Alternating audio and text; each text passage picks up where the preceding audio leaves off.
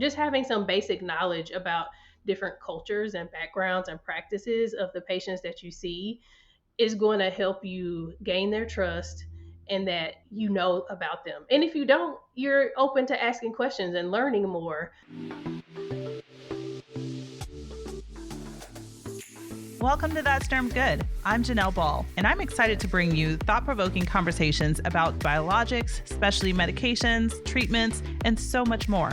I'll be chatting with some amazing guests about access, affordability, and advocacy. You're really going to enjoy this show. Welcome to That's Derm Good. Today, my guest is Dr. Aleta Simmons. Dr. Simmons is the founder and CEO of Simmons Skin Center and Get the Skinny. Welcome, Dr. Simmons. Thank you for joining me. Thank you for having me. I'm so excited to chat with you. And well, I'm excited to chat about Get the Skinny and what that's all about. But I kind of want to go back a little bit and hear, a little bit of background and what got you into dermatology, what got you into the educational side of teaching in the derm space. That is a big question.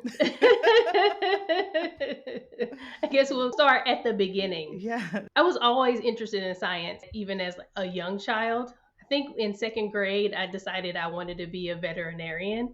But as I got older, that changed. But I was the kid that was asking for the microscope in elementary school. And as I was in high school and trying to figure out, what my path is, where I wanted to go to college, my primary care doctor asked me what I wanted to do. And I said I wanted to be a veterinarian. And he said, well, why would you learn all of those animals when you could just learn one? And I was like, you have a good point. And then I started thinking about all the animals you really have to take care of. And I was just in it for, the cute dogs and cats, not necessarily the cows and the horses. Right. And I loved my anatomy and physiology classes in high school, dissecting. And, I knew that medicine was my path then. And almost simultaneously in that visit with him, I knew that I wanted to be a dermatologist. I already knew I liked procedures and things about the skin, but I hadn't really thought about it before that conversation about going to medical school. And I knew that I was from this small town. We didn't have any specialists. We didn't have any Black doctors.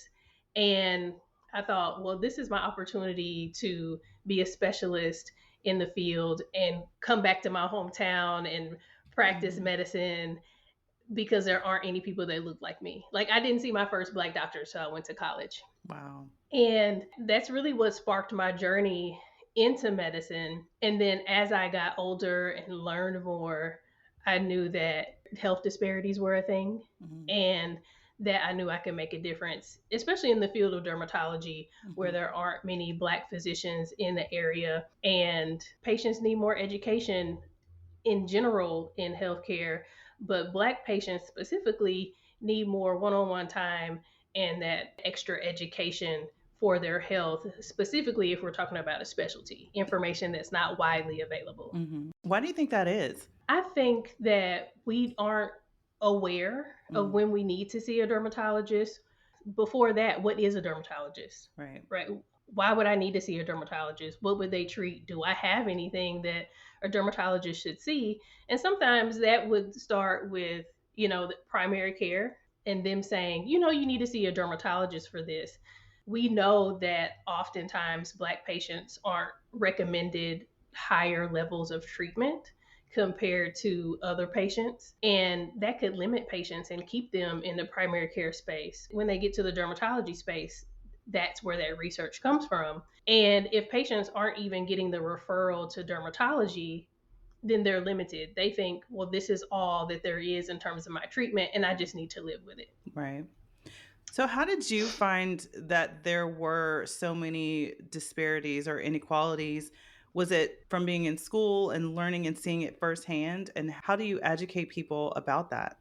I think in the beginning, it was my curiosity and just reading more about dermatology, looking up skin conditions that affect Black people, and then getting to medical school and learning about health disparities, what they really are, what's being done to combat them. And I think in medical school is more, general, and we talk about conditions like cardiovascular disease, hypertension, diabetes, but I wanted to look at, well, what's going on in the dermatology world in terms of health disparities and learning more about melanoma, hidradenitis suppurativa, Mm, and other conditions like psoriasis, eczema that tend to affect us more. mhm. And from there, I just developed that interest in wanting to know, well, how can I make a difference in that space? Right. Did you see a lot of your colleagues when you were in school, in medical school, having any of those kind of conversations, or did it even come up? Was that a topic at all? It was a topic. Just in general, we talked about health disparities. I went to Loyola Strict School of Medicine, Mhm, and it's very patient centered and focused in terms of our education. And we actually had a lecture on health disparities. And, there were some students in the class who said, well, I don't think health disparities exist. We mhm, have a world renowned speaker telling us and teaching us about health disparities, but, students not thinking that they were real. mhm, And then, of course, a large subset of students were very interested in health disparities because we are a service based institution, and that knowledge and curiosity is just there. We mhm. had a Center for Global Health that I was chair of their health disparities committee, and we were able to have discussions about different diseases and how they affect different patient populations. Yeah.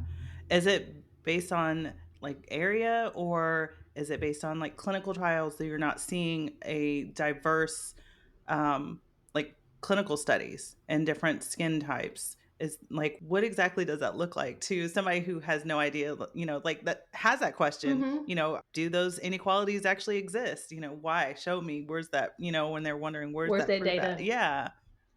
It is in the literature. Mhm. Dr. Jeremy Bordeaux has done studies in melanoma Mhm. in Black patients showing that despite the stage that they present at, their mortality rates are higher in comparison to Caucasian patients. Mhm. There's literature for a condition called cutaneous T cell lymphoma or mycosis fungoides that Black women in their 30s are more likely to die from that condition Mhm. compared to other patient populations.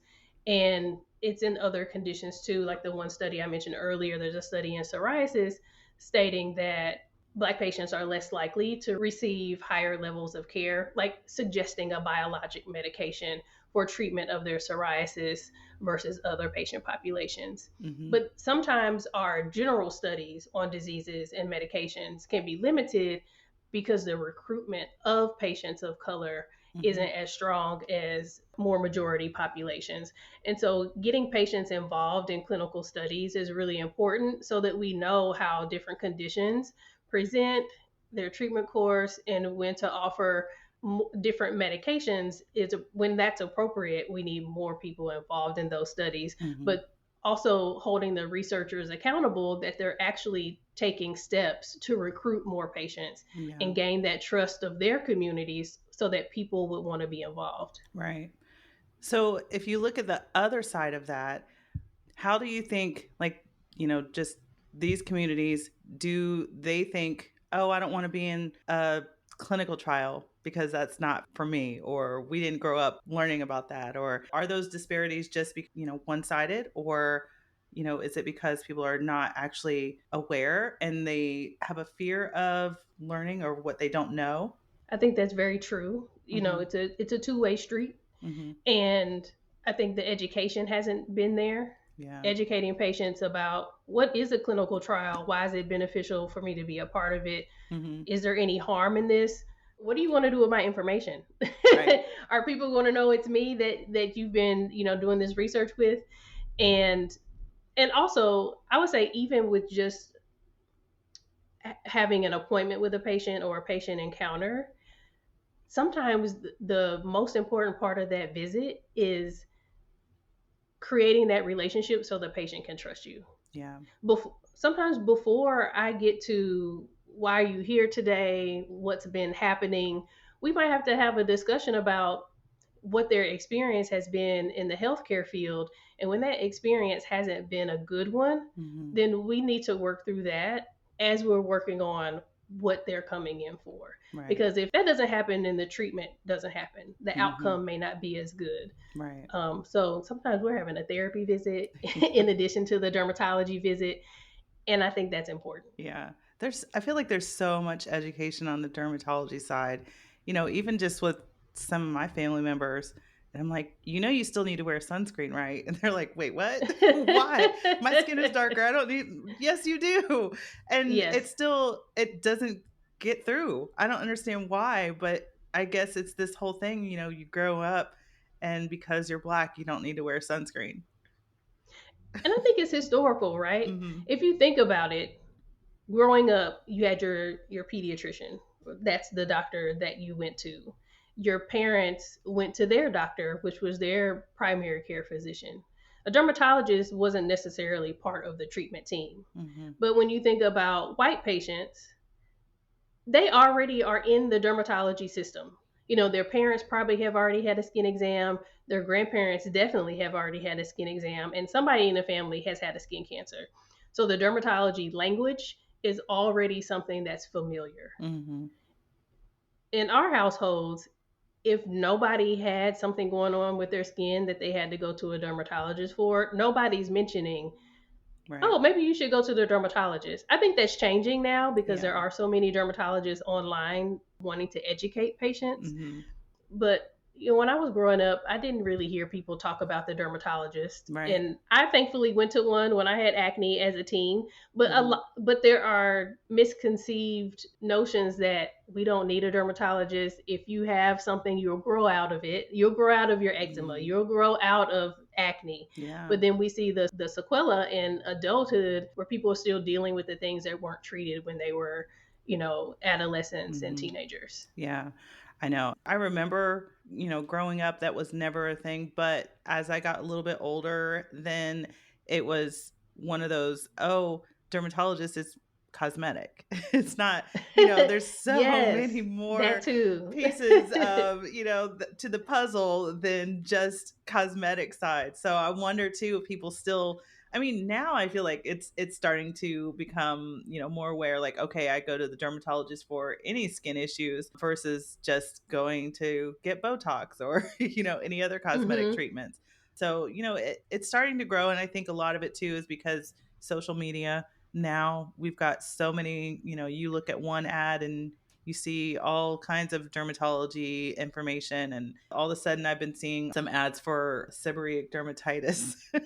It's like I look at one product and I'm like, oh, what is this? And then I get millions and millions of product ads sent to me.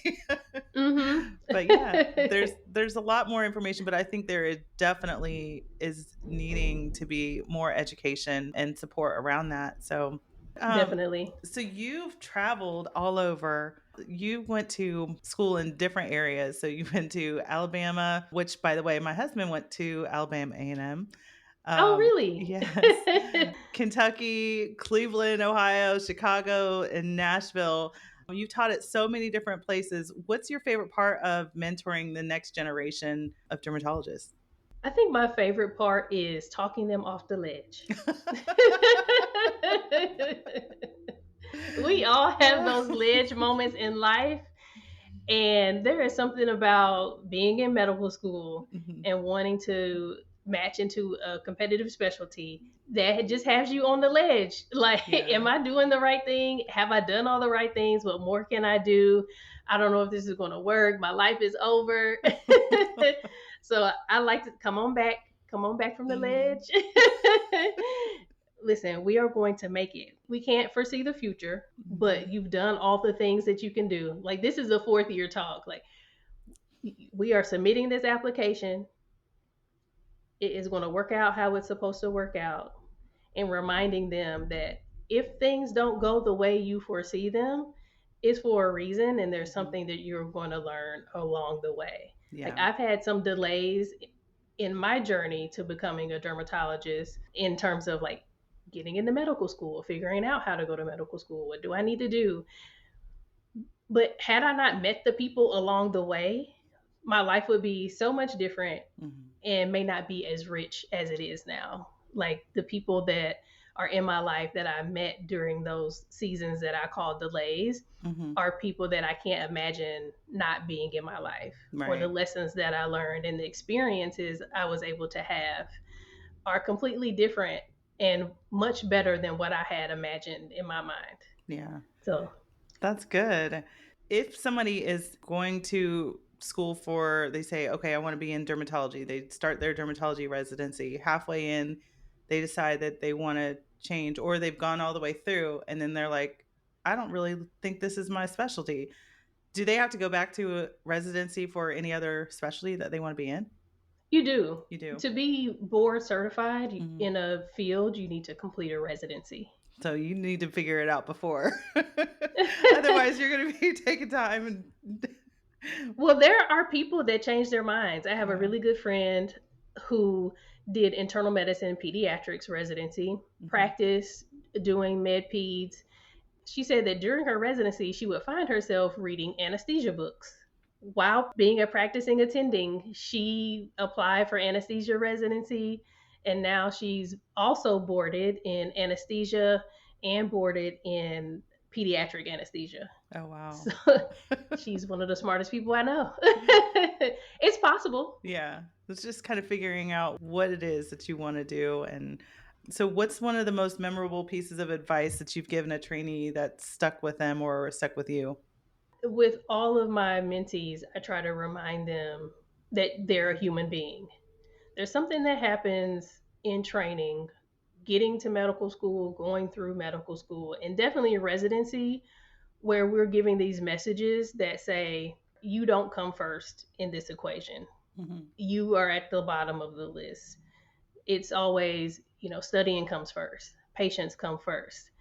And in that, and our time is not our own. We have someone telling us where to be, when, how long, and what we're going to be doing. So that autonomy that you have in your life is gone.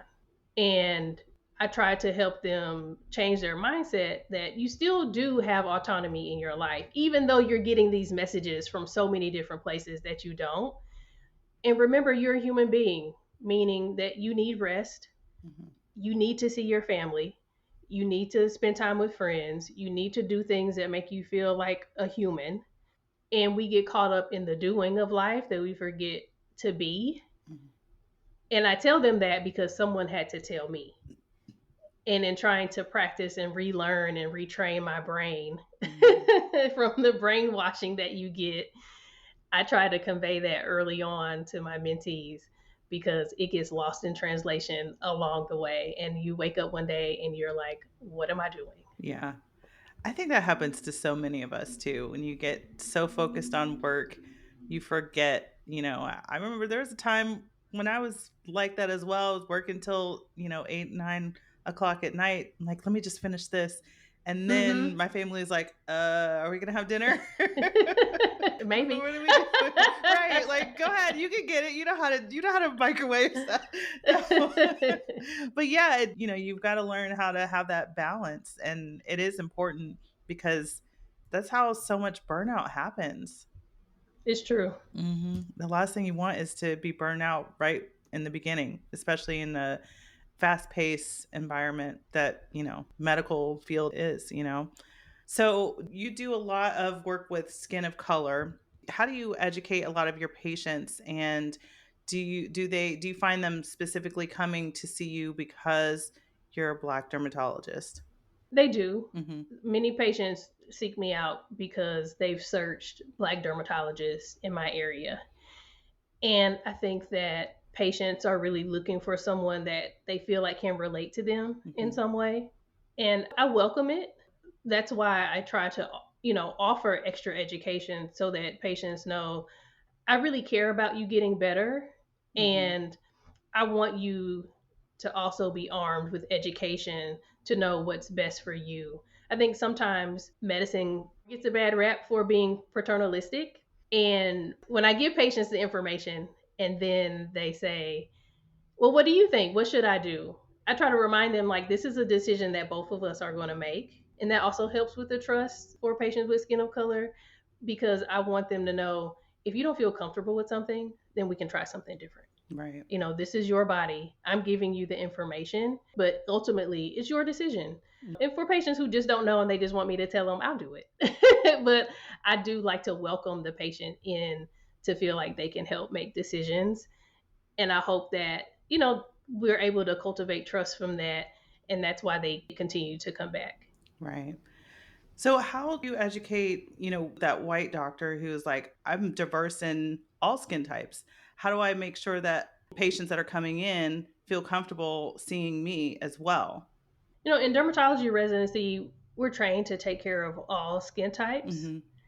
And I think that physicians and dermatologists that are taking care of a diverse background needs to know what barriers that might be in place when they see the patient. Hmm. You know, it could be psychosocial, it could be the trust factor, many things. They saw a doctor the day before and didn't feel heard. Hmm. And knowing that going into the visit, sitting down, talking to the patient eye to eye, all of those things play a role in it. So if you can show a patient that they can trust you, Hmm. no matter what your background is, Right. that's going to be beneficial. And then you also being knowledgeable about what they have going on. You're not telling them, well, you need to wash your scalp every day with Hmm. ketoconazole, not knowing that ketoconazole is going to dry their scalp out. They might not be able to do it every day, most likely not. But once a week, once every 2 weeks, we're going to use this shampoo. Sure, because now I know, oh, I don't wash my hair every day. Hmm. That's important. Just having some basic knowledge about different cultures and backgrounds and practices of the patients that you see is going to help you gain their trust and that about them. And if you don't, you're open to asking questions and learning more so that you can better serve them. Yeah.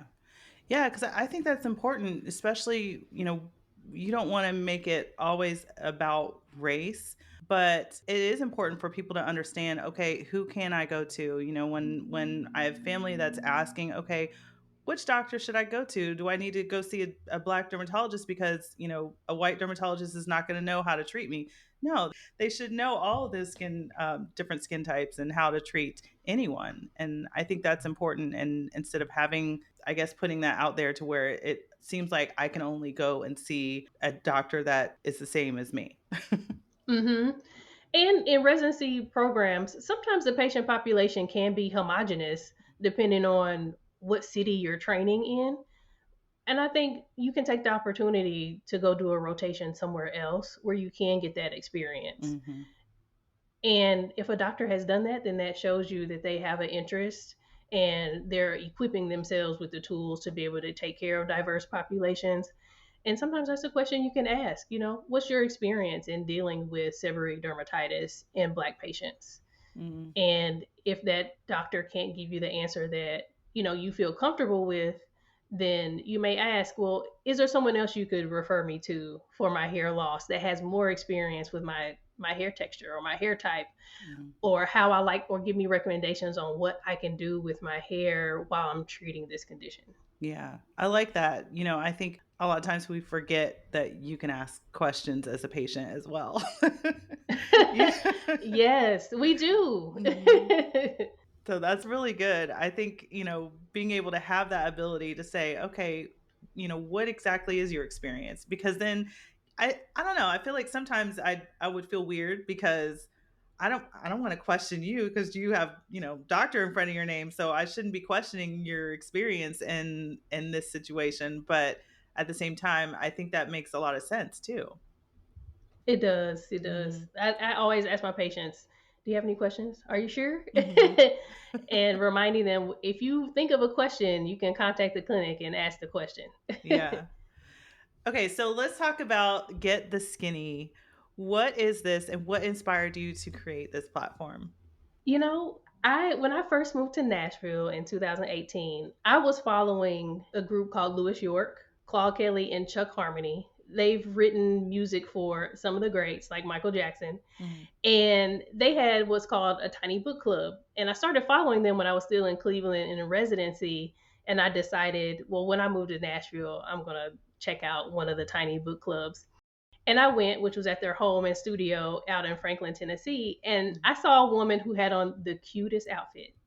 And I was so I went up to her, I said hello, and I was like, "Oh my gosh, I love your outfit. You look so cute." And so we started talking.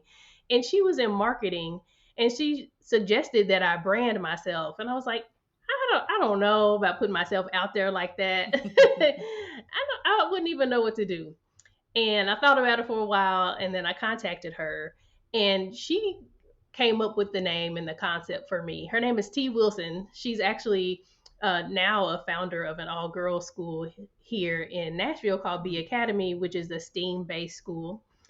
And but with her marketing hand, she created the brand Get the Skinny for me, and I use it as an educational platform that I can just share information about skin conditions and tips and tricks with patients. And when I started my own clinic, I use it as a tool to be able to educate people in the community further. So free webinars on Saturdays that people can join, and one, listen to whatever topic that we're talking about, and two, be able to ask me questions that they have, regardless of if I'm their dermatologist or not. And I think that's been helpful because often, how many times do you get to sit on a Saturday and talk to a dermatologist and ask questions that you have? And I think that's been important to be able to raise more awareness and be able to answer people's questions that they may have about their care. Yeah, I love that. So where do you come up with your ideas for the webinars each? Is it every Saturday? They're not every Saturday. I used Okay. to do them once a month, and then I think I dropped them down to once or twice a quarter. Mhm. I come up with the topics based on what people are asking me about. Mhm. If there's something people are really curious about, and in the months prior I've gotten a ton of questions, I'll say, well, let's do this in a webinar. I also do a newsletter through Get This Skinny and a blog, and we'll tailor the information based on kind of what's happening Mhm. in that area. Like this is January, so we're talking about our skin through the decades, like what Mhm. changes we can expect. If I'm seeing a lot of hidradenitis patients, that's a good time for me to talk about hidradenitis. So it kind of comes up authentically. Or if my assistant has any ideas, she's like, Dr. Simmons, I think you should talk about X because it's been a hot topic lately. Mhm. Well, I'm sure you see all the different trends that are happening. Do you ever pick any of those topics that are trending that are not so great? And you're like, let's talk about this because this is not a good trend. I do. Well, actually, in last semester, one of my mentees wanted to do a webinar on trends, and Mhm. we went on TikTok to see what people were doing. And I had also done a podcast episode. I have a podcast called The Gorgeous Plate, Okay. and we did a podcast episode on trends and myths because you see some of everything on Mhm. TikTok. What are the you top know, trends with that you were seeing? the one where people were washing their hair with Dawn. Oh, what? That was one. You don't want your hair that squeaky clean because it's going to be dry. Right now, the Medicube sensation is wild. Everybody is using Medicube because their ads are intrusive. Have you seen the Wait, ads for no, Medicube? what is Medicube? So as we go into 2026, for just branding or things that people are doing is like candy, like Mhm. colorful, playful, almost think about like a candy store. So Medicube has products that look visually appealing and come in these different colors. And so you see people like putting all these like Medicube dots on their skin, or using the products. Mhm. It's a whole skincare line. They have Mhm. moisturizer, face wash, different topical creams for anti-aging or exfoliation. And probably every day for the last few weeks, somebody has told me that they've been using Medicube products, and what do I think about them? And what do you say? I have never tried it. If you're using it and you like it and it's not causing you problems, keep using it. Mhm. If it's causing you a problem, we need to try something different. Mhm. There's so many trends that come out, and most of them are like topical, like skincare products. And I mean, because there's so many different things online. I mean, I've seen, what was it last year, like slugging, was a big Mhm. thing. And but yeah, it's so interesting to see all the different products that are coming out, and the trends that people have going on. And it does make me wonder, like, okay, are you seeing a dermatologist, or are you just doing this just because everybody else is doing it? And do we understand how it really does affect your skin? Are you just doing it because it's topical, and they think, oh, this is not Mhm. going to have that much of a big deal with my skin? And but it also is creating some engagement for people to want to learn more about their skin as well, which Yes. hopefully they're getting good information. But there's so much misinformation out there Yeah. that it's scary, especially in healthcare. And I try to just talk to people about what they're using and how to look at the ingredients, Hmm. because anybody can make a product nowadays. Yeah. You don't know what's in it. Right. And so the important part is the educational piece and who you're listening to on these apps and platforms, Hmm. because people sound convincing. I'll watch videos and Right. I'm like, this sounds real convincing. I know it's not true, but if I wasn't a doctor, I would believe it. Yeah. And skincare is an easy marketing grab, Hmm. right? Because Yeah. it's visual, people can see it. You use Hmm. AI to like smooth over the complexion to Right. where everybody's skin tone looks nice and even. And they have to tell people it's not normal for your skin to be all one color. Right. That is true. Like, how do you set those expectations with patients when they come in and they've been doing these trends and they're like, okay, this really messed up my skin? It's challenging, Mm-hmm. especially when someone's had a bad outcome. I've had a patient that was using a lightening cream Mm-hmm. and it completely burned her skin, or Wow. patients that have had procedures by someone who shouldn't be doing said procedures and have been burned. And having setting those expectations of that your skin may never go back to normal and Mm-hmm. likely won't be normal as you remember it is very challenging, because people hold their appearance so close to the chest, right? It's very personal Mm-hmm. and can have a lot of baggage with it. There may be trauma behind how they feel about their appearance. Mm-hmm. And I think that's probably the most challenging thing, is having to tell someone, we may be able to get this better, but it may not be your skin may not look how it used to look Mm-hmm. prior to the procedure. Yeah. Wow. Yeah, that's got to be really tough. To me, I'm like, I want to do some research before I start using a product that I found on the internet.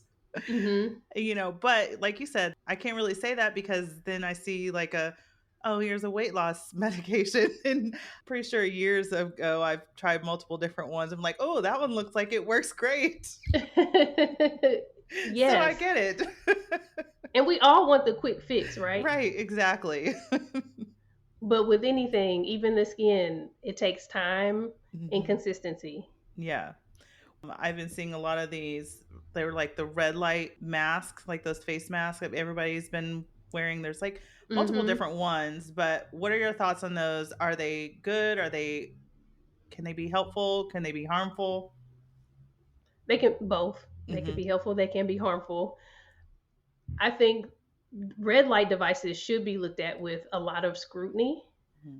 because you could be sold a red light device and it not be the wavelength that's needed for you to actually have results. In clinical medicine, when we think about lights and lasers, we base them on wavelengths. So Hmm. red light is a specific wavelength on the light spectrum. And, we've done research, and I think it's like 655 nanometers that is part of that effective range. And if there's no test for you to know that this device is producing that wavelength, Hmm. then you may be getting a subpar treatment. And I have done deep dives about these red light devices because it's a hot topic and the jury is out in some of our derm groups, and we're talking about red light therapies. Hmm. The consensus is, I don't know. We use them in clinic, but we're also using medical grade red light Hmm. that's tested, and that light is going to be retested to make sure it's still functioning at the wavelength it should be. So it's very controlled, and the sessions are controlled, like how long it's actually being used on a particular part of the body. Mm-hmm. Because if somebody's getting what red light in the office, they're not only just on red light, they're doing other things as well in their medical plan. So it's not a substitute for Mm-hmm. medical care, but it can be an adjunct. But I would be very cautious about using a device that isn't from a reputable brand, that Mm-hmm. hasn't been well tested. And Yeah. some of these devices, you can look to see if what type of research has been done on Mm. that device. So that's what you should look for, is like, where's the research and where's this device actually coming from? Yes. That makes sense. There's a lot of them. There's so many that I've been seeing, and everybody is on social media, and that's like part of their skincare routine now is they put this Mm-hmm. mask on. I saw one yesterday. It was a lady who was sitting on the couch, is how she relaxes as a boy mom, and had her son in like a Spider-Man costume with the mask on next to her. And I was kind of Yes. laughing, but I was like, okay, but wait a minute. We're Never like, would I have thought about this in residency, that people would be at home on the couch with red light masks. right. Oh man, it's always something new. Mm-hmm. So your Get the Skinny, the webinars and your newsletter, is that just specifically for patients to get information, or is that, residents and anyone that's in the dermatology industry? Anybody could join. Hmm. We advertise them on LinkedIn when we have them. So I have had some industry people hop in, Hmm. and people from all over the country join the webinars just to ask questions or see what we're talking about that day. Hmm. And any of the information is public. My newsletter, people sign up, of course, patients, but also people in the community as well. Okay. That's exciting. Well, good. I love that you're bringing so much awareness and creating a space for people to ask questions and get a lot of good information. And hopefully they're asking questions that they wouldn't typically, think of, or maybe they're doing some reading, and then a lot of times you leave the office and you forget most of the questions that you were supposed to Mm-hmm. ask, and they never get answered. Yes. So hopefully you're bringing that availability for people to ask those questions. And I'm going to have to refer some family members to your letter so they can ask some questions. So how can people find you, and how can they subscribe and find out about the webinars? I'm on social media at Get the Skinny, GETTHESKINE, on all platforms. I also have an Instagram page, Simmons Skin Center, and you can find out things about the clinic and information there. On my Get the Skinny page, I have a link tree, and there's contact information. You can book appointments, you can read the blog, sign up for the newsletter.